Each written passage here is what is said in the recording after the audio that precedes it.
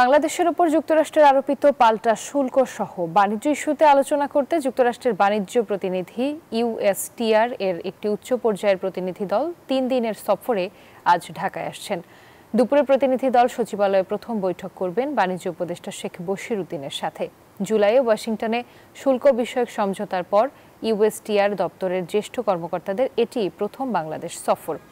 বাণিজ্য মন্ত্রণালয়ের সূত্র বলছে, এ সফরে দুই দেশের মধ্যে শুল্ক বাধা হ্রাস, ডিজিটাল বাণিজ্যের সম্ভাবনা, মার্কিন বিনিয়োগকারীদের জন্য অনুকূল পরিবেশ সৃষ্টি, শিল্প খাতে টেকসই উন্নয়ন, শ্রমিক সুরক্ষা এবং যুক্তরাষ্ট্রের বাজারে বাংলাদেশি পণ্যের অবাধ প্রবেশাধিকারের মতো বিষয়গুলো আলোচনায় গুরুত্ব পাবে।